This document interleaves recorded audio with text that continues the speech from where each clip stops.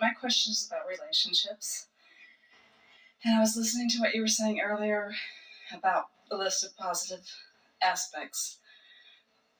And I can't remember what it was about, but it was about like someone you're having an issue with. And in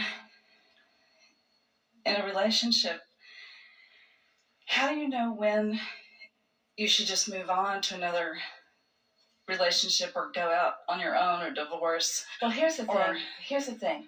First, we want to acquaint you with your vortex and help you to make that your predominant relationship. So when you care about the relationship, the vibrational relationship between you and you, now you're standing on solid ground. And then the relationship of the vortex, or the energy of the vortex, will call you to your best good, to what you are really wanting. It's that easy for us to say thing about just don't leave a relationship from outside the vortex. Make sure you're in the vortex. And when you're in the vortex, you never leave anything. You just go somewhere else. And there's a huge difference between leaving one place and going to another. In other words, it's the difference between lack and alignment. It's the difference between resistance and allowing. So what you're essentially saying to us is, how much should I tolerate and how bad should it get before I go? Mm-hmm. And we say we would tolerate nothing. In other words, we wouldn't put up with anything. But the most important thing that we want you to hear is, it's not what somebody else is doing to you that's making the relationship not feel good.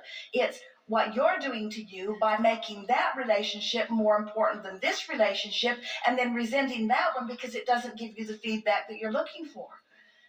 In other words, when you're looking to another person to buoy you up, to fulfill you, to reassure you, to adore you, to love you unconditionally, you're asking something from someone that you shouldn't be asking of anyone other than the source within your vortex, because it's not their job to hold you as their singular object of attention so that they're there for you anytime you need them. Your inner being is always there for you anytime you need them, anytime you want, anytime. The resources of Source are always there for you, you see. So we think that a whole lot of people, in fact, nearly every person, uses relationships in a really screwy way by asking anyone to be my rock, you're my reason for living, you're my anchor, you're my ball and chain. In other words, free them all, and more important, free yourself from needing them to behave, you see.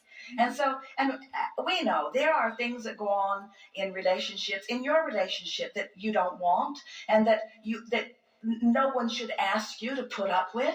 We just want you to know that you can't get to where you want to be by being mostly aware of what you don't want. So here's how it works.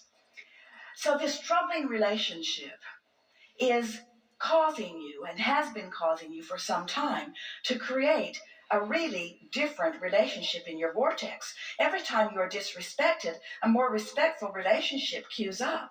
Every time you are misunderstood, a more understanding relationship is queued up. Every time you are unappreciated, a more appreciative relationship is queuing up. Now, we know, as we said earlier, it's easier to go to the movie and watch the reality of all the color and vividness of real life than it is to conjure imagery of what's in the vortex. We get that.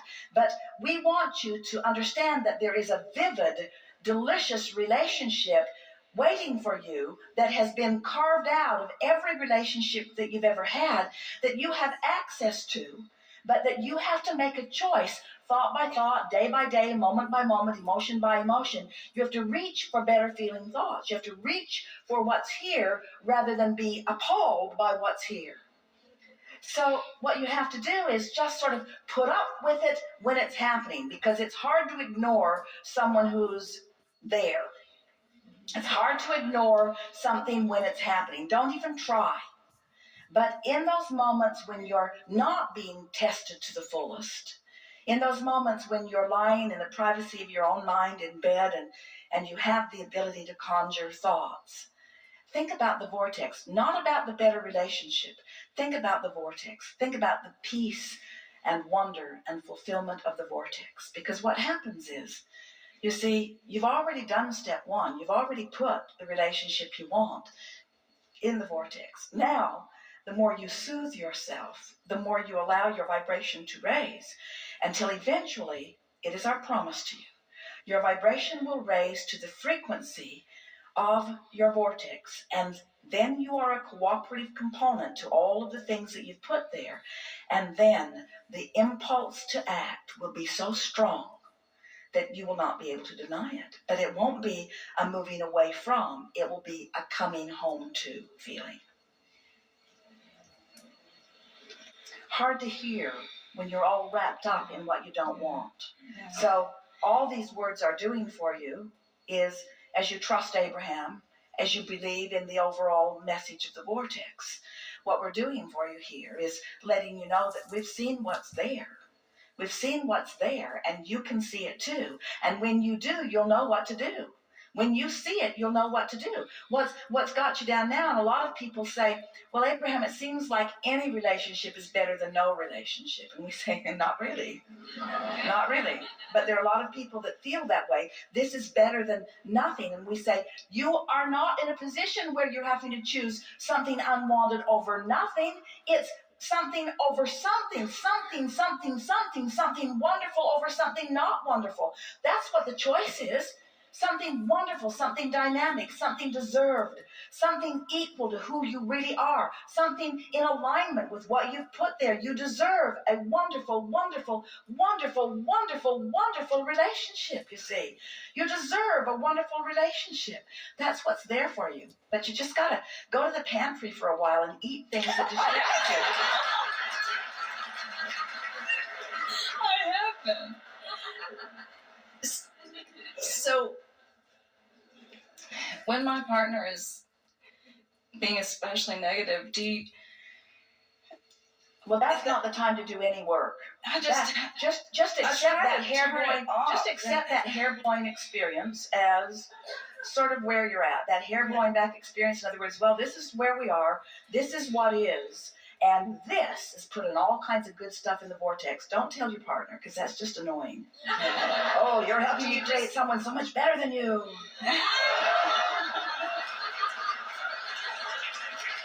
Every time you act like that, my life gets better over here. You don't want to say that. Just know it. So, do you just leave the room every time? Do you just say again? To distract yourself from like this, the ongoing negative stuff? Do you just leave the room every time? Go into your... You know what's interesting about this? You all watch television with all that stuff going on that's negative without feeling a need to leave the room.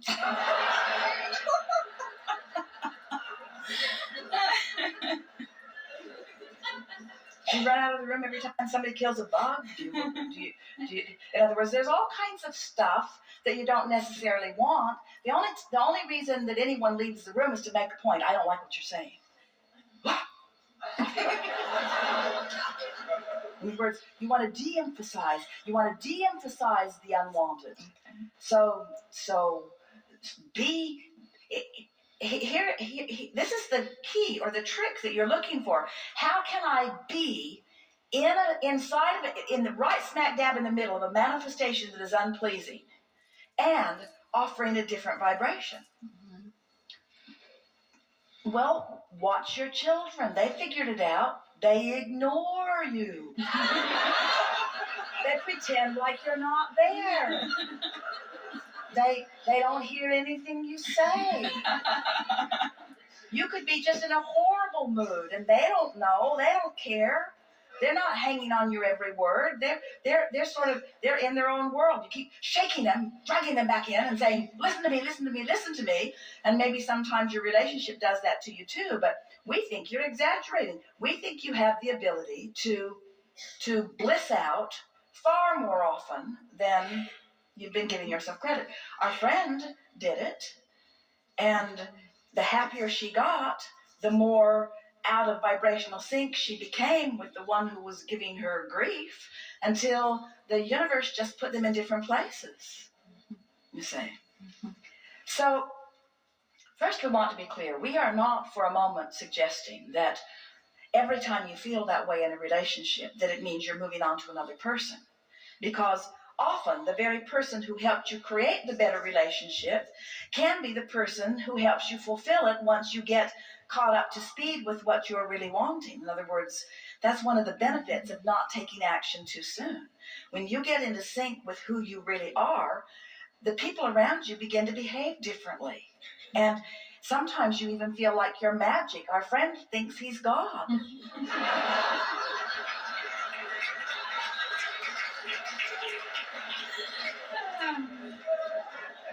And we do too.